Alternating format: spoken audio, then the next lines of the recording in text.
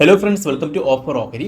നമ്മളൊന്ന് ഡിസ്കസ് ചെയ്യാൻ പോകുന്നത് ഒരു തരത്തിലുള്ള ഇൻഡിക്കേറ്റേഴ്സും യൂസ് ചെയ്യാണ്ട് ഓപ്ഷൻസ് നമുക്ക് എങ്ങനെ നല്ല രീതിയിൽ ട്രേഡ് ചെയ്യാം എന്നതിനെ പറ്റിയാണ്. അപ്പോൾ നമ്മൾ ഇതിന് ഇൻഡിക്കേറ്റേഴ്സ് എല്ലാം യൂസ് ചെയ്യുന്നത് പകരം ആ ചാർട്ട് ഓപ്പൺ ചെയ്തിട്ട് ലെവൽസ് മാർക്ക് ചെയ്തിട്ടാണ് ട്രേഡ് ചെയ്യുന്നത്. അപ്പോൾ നമുക്കത് എങ്ങനെയാണെന്ന് നോക്കാം. അപ്പോൾ നമ്മൾ പ്രീ മാർക്കറ്റ് ക്ലോസ് ചെയ്തതിന് ശേഷം നിഫ്റ്റിയുടെ ചാർട്ട് ഓപ്പൺ ചെയ്യുക.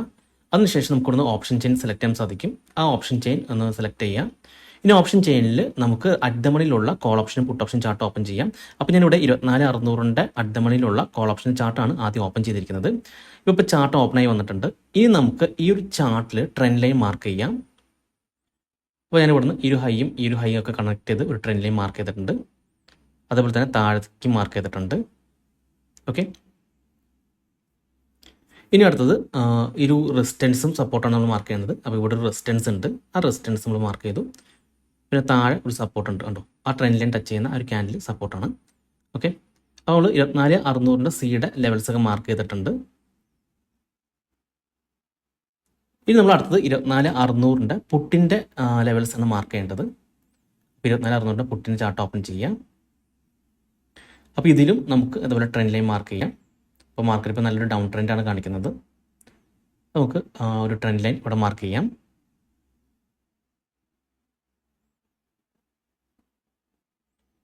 ഈ ഹൈകൾ തമ്മിൽ കണക്ട് ചെയ്ത് ഒരു ട്രെൻഡ് ലൈൻ മാർക്ക് ചെയ്യാം. അതുപോലെ തന്നെ താഴേക്കും മാർക്ക് ചെയ്യാം. ഇനി ഇവിടെയും നമ്മൾ സപ്പോർട്ടും റെസിസ്റ്റൻസും മാർക്ക് ചെയ്യണം.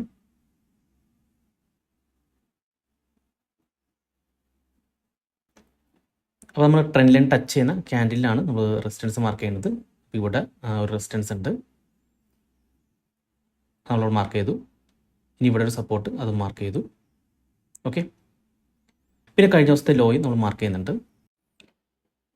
ഓക്കെ, അപ്പോൾ നമ്മൾ മാർക്കിംഗ് ഒക്കെ കറക്റ്റ് ആയിട്ടുണ്ട്. ഇനി നമുക്ക് രണ്ട് ചാർട്ടുകളും ഒരുമിച്ചെടുക്കാം. നമ്മൾ മൾട്ടിപ്പിൾ ചാർട്ട് എടുത്തിട്ടുണ്ട്. അപ്പോൾ ഒന്നിൽ 24,600ൻ്റെ സിയും മറ്റേത് 24,600ൻ്റെ പിയും ആണ് ഇട്ടിരിക്കുന്നത്. ഇനി 5 മിനിറ്റ് ക്യാൻഡിൽ ഈ ഒരു യെല്ലോ ലൈനിൽ ടച്ച് ചെയ്യുമ്പോഴാണ് നമുക്ക് എൻട്രി വരുന്നത്. അപ്പോൾ നമുക്ക് മാർക്കറ്റ് ഇപ്പോൾ ഓപ്പൺ ആയിട്ടില്ല. അപ്പോൾ മാർക്കറ്റ് ഓപ്പൺ ചെയ്തതിന് ശേഷം നമുക്ക് നോക്കാം.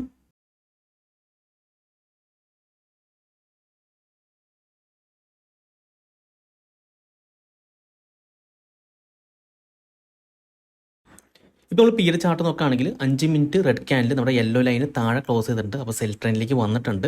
അപ്പോൾ നമ്മൾ റീസെൻറ്റ് ലോയ്ക്ക് താഴെ നമുക്ക് വേണമെങ്കിൽ സെൽ ഇടാവുന്നതാണ്. ഇതാണ് റീസെൻറ്റ് വന്നിരിക്കുന്ന ലോ.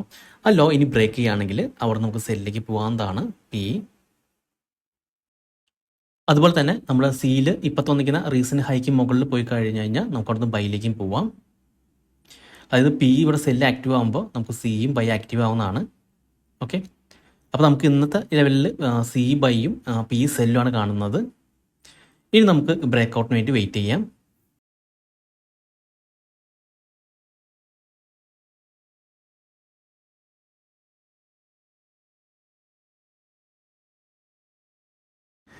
ഇപ്പോൾ പിയിലെ ചാർട്ടിൽ സെൽ ആക്റ്റീവ് ആയിട്ടുണ്ട്, ആ ലെവലിന് താഴെ ബ്രേക്ക് ചെയ്തിട്ടുണ്ട്. അതുപോലെ തന്നെ സിയും ഇപ്പോൾ നമ്മുടെ ബൈ ആക്റ്റീവ് ആയതുണ്ട്, കണ്ടോ, ആ യെല്ലോ ലൈനിന് മുകളിൽ പോയിട്ടുണ്ട്.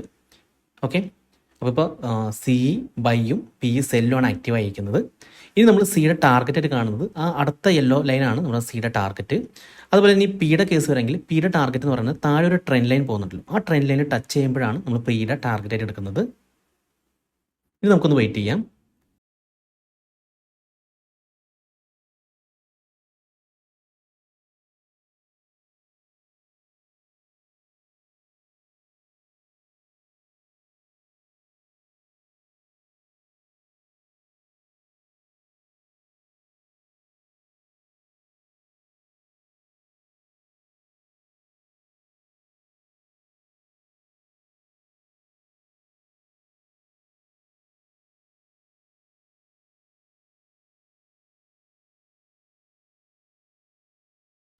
അപ്പോൾ ഇവിടെ നമ്മുടെ സി ടാർഗറ്റ് ഹിറ്റ് ചെയ്തിട്ടുണ്ട്, നമുക്കിവിടെ കാണാൻ സാധിക്കും. പി ടാർഗറ്റ് ഹിറ്റ് ചെയ്തിട്ടില്ല. പി നമ്മുടെ ടാർഗറ്റ് എന്ന് പറയുന്നത് ആ ഒരു ട്രെൻഡ് ലൈൻ ആണ്. ആ ട്രെൻഡ് ലൈൻ എപ്പോഴാണ് ടച്ച് ചെയ്യുന്നത് അപ്പോഴാണ് നമ്മൾ പി എക്സിറ്റ് ചെയ്താൽ മതി.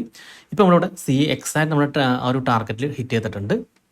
അപ്പോൾ നമ്മളിവിടെ ബൈ എടുക്കുകയാണെങ്കിൽ, നേരത്തെ അടുത്തോലെ ബൈ എടുക്കുകയാണെങ്കിൽ നമ്മൾ ഇവിടുന്ന് എക്സിറ്റ് ചെയ്ത് മാറണം. ഇനി നമുക്ക് മാർക്കറ്റിൻ്റെ മൂവ്മെൻറ്റ് നോക്കാം.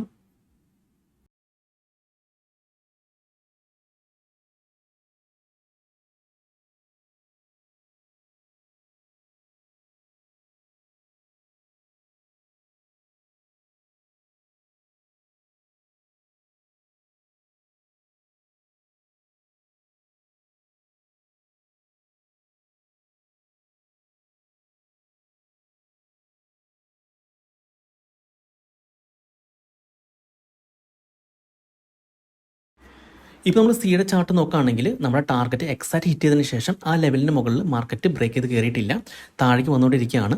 ഇനി നമുക്ക് പിയുടെ ചാർട്ട് വരാണെങ്കിൽ മാർക്കറ്റ് ഇപ്പോൾ ഒരു ലോ എടുത്തിട്ട് ആ ലെവലിൽ തന്നെ ഒരു ബേസ് ക്രിയേറ്റ് ചെയ്തുകൊണ്ടിരിക്കുകയാണ്. അപ്പോൾ മാർക്കറ്റ് ഈ ഒരു ലെവലിൽ നിന്ന് റിവേഴ്സ് ചെയ്യാൻ ചാൻസ് കൂടുതലാണ്. കാരണം ആ ഒരു പിയുടെ ചാർട്ടിൽ ആ ഒരു ലെവലിൽ ഒരുപാട് നേരമായിട്ട് അവിടെ തന്നെ മാർക്കറ്റ് ഒരു സപ്പോർട്ട് എടുത്തുകൊണ്ടിരിക്കുകയാണ്. അപ്പോൾ നമുക്ക് വേണമെങ്കിൽ ഈ ഒരു ട്രെൻഡ് ലൈൻ വരെ ടച്ച് ചെയ്യുന്ന വരെ വെയിറ്റ് ചെയ്യേണ്ട ആവശ്യമില്ല. ഇവിടെ തന്നെ നോക്കുകയാണെങ്കിൽ പി സെല് ചെയ്ത് നമുക്ക് എക്സിറ്റ് ചെയ്ത് പ്രോഫിറ്റ് ബുക്ക് ചെയ്യാവുന്നതാണ്. കാരണം എന്ന് വെച്ച് കഴിഞ്ഞാൽ നമ്മൾ സിയുടെ ചാർട്ട് നോക്കുമ്പോൾ നമുക്ക് കാണാൻ സാധിക്കും ആ യെല്ലോ ലൈന് താഴെയാണ് ഇപ്പോൾ മാർക്കറ്റ് ട്രേഡ് ചെയ്തുകൊണ്ടിരിക്കുന്നത്. അപ്പോൾ ഒരു സിയിൽ ഇനി മാർക്കറ്റ് താഴേക്ക് വരാൻ ചാൻസ് ഉണ്ട്. അതുപോലെ തന്നെ ഈ ഒരു പി റിവേഴ്സ് ചെയ്യാനും ചാൻസ് ഉണ്ട് കേട്ടോ. ഇവിടെയാണ് ബേസ് ക്രിയേറ്റ് ചെയ്തിരിക്കുന്നത്. അപ്പോൾ നമുക്കാണെങ്കിൽ നമ്മുടെ ടാർഗറ്റ് ആ ഒരു ലെവലാക്കിയിട്ട് നമുക്ക് എക്സിറ്റ് ചെയ്ത് മാറാവുന്നതാണ്.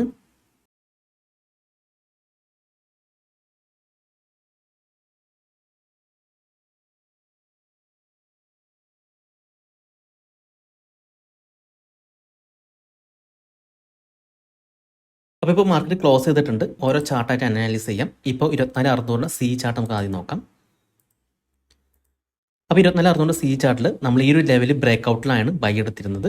അത് എക്സാക്റ്റ് നമ്മുടെ ടാർഗറ്റ് നമ്മൾ പറഞ്ഞിരുന്നു, അവിടെ തന്നെ എക്സാക്റ്റ് ഹിറ്റ് ചെയ്ത് താഴേക്ക് വരാണ് ചെയ്തത്. ഇപ്പോൾ നമ്മൾ കാണാൻ സാധിക്കും നമ്മൾ ഒരു തരത്തിലുള്ള ഇൻഡിക്കേറ്റേഴ്സും യൂസ് ചെയ്തിട്ടില്ല. ജസ്റ്റ് ആ ലെവൽസ് മാർക്ക് ചെയ്ത് ആ ലെവൽ ബേസ് ചെയ്തിട്ടാണ് ട്രേഡ് ചെയ്തിരിക്കുന്നത്. കണ്ടോ, എക്സാക്റ്റ് ആ ലെവലിൽ തന്നെ ടച്ച് ചെയ്തിട്ടുണ്ട്. കണ്ടോ, അതിന് മുകളിലേക്ക് പോയിട്ടില്ല. അപ്പോൾ ഇതിന് മുകളിലേക്ക് പോയിരുന്നെങ്കിൽ അന്ന് അപ്പ് ട്രെൻഡ് വീണ്ടും കയറിപ്പോയി തന്നെ. പക്ഷേ എക്സാക്റ്റ് ലെവലടിച്ച് താഴേക്ക് വന്നു. വേണമെങ്കിൽ നമുക്ക് ഇങ്ങനെ വരുമ്പോൾ ഈ ഒരു സാഹചര്യങ്ങളിൽ ഇവിടെ വേണമെങ്കിൽ നമുക്ക് സെറ്റ് ചെയ്യാവുന്നതാണ്. താഴേക്ക് വരുമ്പോൾ സെറ്റ് ചെയ്യാം. ഈ ഒരു ഹൈക്ക് മുകളിൽ സ്റ്റോപ്പ് ലോസ് ഇട്ടാലും മതി. കണ്ടോ, അതിനുശേഷം മാർക്കറ്റ് താഴേക്ക് വന്നു. നമ്മളിവിടെ വരുന്ന ബൈ ലെവലിൽ ഒരു സപ്പോർട്ട് എടുക്കാൻ നോക്കി, പക്ഷേ അത് വീണ്ടും താഴേക്കാണ് വന്നത്. കണ്ടോ, മാർക്കറ്റ് നല്ല രീതിക്ക് താഴേക്കാണ് വരെ ചെയ്തത്. കേട്ടോ, അപ്പോൾ നമ്മുടെ ആ ലെവൽസ് പെർഫെക്റ്റ് ആയിട്ട് ഇന്ന് വർക്ക് ചെയ്തിരുന്നു. ഇനി നമുക്ക് 24,600 പിയിൽ എന്താ സംഭവിച്ചു നോക്കാം.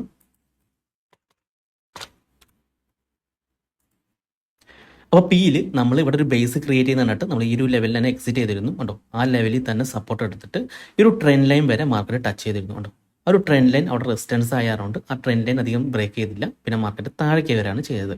ഓക്കെ, അപ്പോൾ നമുക്കറിയാം ഓപ്ഷൻസിൽ ടൈം വാല്യൂ ഉണ്ട്. അപ്പോൾ അത് പ്രീമിയം മെൽറ്റ് ചെയ്തുകൊണ്ടിരിക്കും. അതുകൊണ്ട് തന്നെ വലിയ രീതിയിൽ അപ്സൈഡ് പോയിരുന്നില്ല. അപ്പോൾ നമ്മുടെ ലെവൽസ് നല്ല രീതിയിൽ പെർഫെക്റ്റ് ആയിട്ട് വർക്ക് ചെയ്തിരുന്നു. കണ്ടോ, കാരണം നമുക്ക് ഇവിടെ നിന്ന് ഒരു സെല്ല് കിട്ടി. നമ്മൾ ടാർഗറ്റ് ഈ ഒരു ട്രെൻഡാണ് വെച്ചിരുന്നത്. പക്ഷേ ഇവിടെ വരെ വന്നിട്ട് മാർക്കറ്റ് അവിടെ കുറച്ച് നേരം സപ്പോർട്ട് എടുക്കുന്നുണ്ടപ്പോൾ നമുക്കൊരു മനസ്സിലായി അവിടെ ഒരു ബേസ് ക്രിയേറ്റ് ചെയ്യുന്നുണ്ടെന്ന്. മാത്രമല്ല ആ സമയത്ത് നമ്മുടെ സീല് ചാർട്ടിൽ മാർക്കറ്റ് നമ്മുടെ ആ ഒരു യെല്ലോ ലൈന് താഴെയായിരുന്നു ട്രേഡ് നടന്നിരുന്നത്.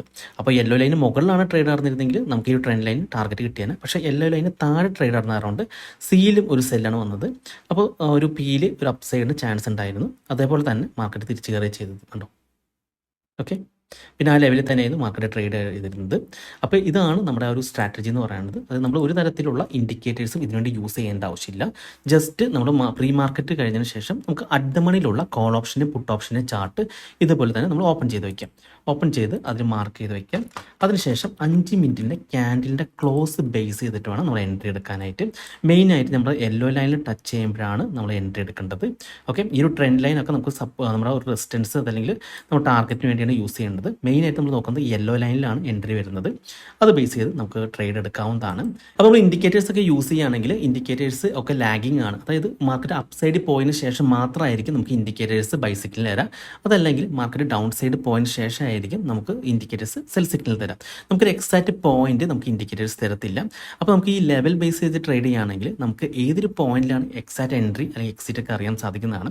ഇപ്പോൾ ഇവിടെ നമ്മൾ സിയുടെ കേസ് നമ്മൾ കണ്ടതാണ്. നമ്മളിവിടെ എൻട്രി എടുത്തിട്ട് നമുക്ക് ഇവിടെ തന്നെ അറിയാം ഇവിടെയാണ് ഒരു ടാർഗറ്റ് ഉള്ളത്. കാരണം അവിടെ ഒരു റെസിസ്റ്റൻസ് ഉണ്ടെന്ന് അറിയാം. അപ്പോൾ നമുക്കാണെങ്കിൽ മുൻകൂട്ടി തന്നെ അവിടെ ഒരു സെല്ല് ഇട്ട് വയ്ക്കാവുന്നതാണ്. ഇപ്പോൾ നമ്മൾ ഈ ഒരു സൂപ്പർ ട്രെൻഡ് ഇൻഡിക്കേറ്റേഴ്സോ വേറെ ഇൻഡിക്കേറ്റേഴ്സോ ഒക്കെ യൂസ് ചെയ്യുകയാണെങ്കിൽ ഈ ഒരു അപ്പ് ട്രെൻഡിൽ പോയിരിക്കുന്നത് ഒരിക്കലും അവിടെ സെല്ല് കാണിക്കത്തില്ല.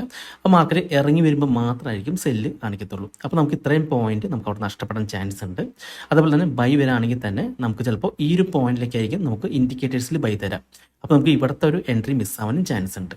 ഓക്കെ, പിന്നെ നമ്മൾ രണ്ട് ചാർട്ടും കമ്പയർ ചെയ്ത് നോക്കാം. അതായത് സിയിലും പിയിലും കമ്പയർ ചെയ്ത് നോക്കാം. കാരണം നമ്മളിവിടെ പി സെല്ല് ചെയ്തിട്ടുണ്ടെങ്കിൽ ഇപ്പം നമ്മളിപ്പോൾ ഇവിടെ പി സപ്പോസ് ഇവിടെ പി സെല്ല് ചെയ്തു, നല്ല രീതിയിൽ താഴേക്ക് വന്നു. നമുക്കറിയാം ഈ ഒരു ട്രെൻഡ് ലൈൻ ചിലപ്പോൾ ടച്ച് ചെയ്യാൻ ചാൻസ് ഉണ്ടെന്ന്. പക്ഷേ ഇതേപോലെ ഒരു ബേസ് ഇങ്ങനെ ക്രിയേറ്റ് ചെയ്യുന്ന കണ്ടു കഴിഞ്ഞാൽ നമ്മൾ ഉടനെ തന്നെ സിയുടെ ചാർട്ടും നോക്കാം. നമ്മൾ ഈ മൾട്ടിപ്പിൾ ചാർട്ട് വയ്ക്കുന്നതായിരിക്കും ഏറ്റവും കൂടുതൽ നല്ലത്. നമുക്ക് കറക്റ്റ് ഒരു ഐഡിയ കിട്ടും. ഇവിടെ ഒരു ബേസ് ക്രിയേറ്റ് ചെയ്യുന്ന സമയത്ത് ഈ ഒരു യെല്ലോ ലൈന് താഴെയാണ് മാർക്കറ്റ് ട്രേഡ് ചെയ്തത്. അപ്പോൾ ഒരു ഡൗൺ ട്രെൻഡാണ്. സീനെ സംബന്ധിച്ചിടത്തോളം അതൊരു ഡൗൺ ട്രെൻഡാണ്. അതുകൊണ്ട് തന്നെ നമുക്കിവിടുന്ന് എക്സിറ്റ് ചെയ്ത് മാറാവുന്നതാണ്. ഓക്കെ, അപ്പോൾ ഈ മെത്തേഡ് നിങ്ങൾക്ക് ഇഷ്ടപ്പെട്ടെന്ന് വിചാരിക്കുന്നു. അപ്പോൾ ഇവിടെ നമ്മൾ ഒരു ഇൻഡിക്കേറ്റേഴ്സ് യൂസ് ചെയ്തിട്ടില്ല, പകരം ലെവൽസാണ് മാർക്ക് ചെയ്തിരിക്കുന്നത്. അതായത് പ്രീ മാർക്കറ്റ് ക്ലോസ് ചെയ്തതിന് ശേഷം നമ്മൾ അറ്റ് ദ മണിയിലുള്ള കോൾ ഓപ്ഷനെയും പുട്ട് ഓപ്ഷനെയും ചാർട്ട് ഓപ്പൺ ചെയ്യാം. അതിനുശേഷം നമ്മൾ കണ്ട പോലെ തന്നെ ലെവൽസ് മാർക്ക് ചെയ്തൊന്ന് വെയിറ്റ് ചെയ്യാം. അപ്പോൾ നമ്മളിവിടെ കണ്ടല്ലോ യെല്ലോ ലൈനിൽ എപ്പോഴാണ് മാർക്കറ്റ് ടച്ച് ചെയ്യുന്നത് അപ്പോഴാണ് നമുക്ക് എൻട്രി വരുന്നത്. ഞാനിവിടെ യൂസ് ചെയ്തിരിക്കുന്നത് 5 മിനിറ്റിൻ്റെ ക്യാൻഡിൽ സ്റ്റിക്കാണ്. നിങ്ങൾക്ക് വേണമെങ്കിൽ 3 മിനിറ്റ് യൂസ് ചെയ്യാവുന്നതാണ്. അപ്പോൾ ഞാൻ 5 മിനിറ്റാണ് യൂസ് ചെയ്യുന്നത്. ഓക്കെ, പിന്നെ അടുത്ത് പറയാനുള്ളത് ബിഗിനേഴ്സിനോടാണ്. അപ്പോൾ നിങ്ങൾ ആദ്യം തന്നെ ഓപ്ഷൻസ് ട്രേഡ് ചെയ്യാതിരിക്കുക. ജസ്റ്റ് ഒന്ന് പേപ്പർ ട്രേഡ് ചെയ്ത് പ്രാക്ടീസ് ആയതിനു ശേഷം മാത്രം ഓപ്ഷൻസ് ട്രേഡ് ചെയ്യാം.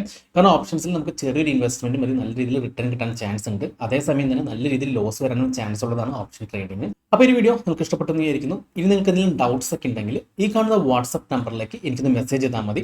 അതുപോലെ തന്നെ നിങ്ങൾ ഈ ചാനൽ ഇതുവരെ സബ്സ്ക്രൈബ് ചെയ്തിട്ടില്ലെങ്കിൽ സബ്സ്ക്രൈബ് ചെയ്യാൻ മറക്കരുത്. ഒരുപാട് നല്ല സ്ട്രാറ്റജീസ് വീഡിയോസ് ഞാൻ ഈ ചാനലോട് അപ്ലോഡ് ചെയ്യുന്നതാണ്.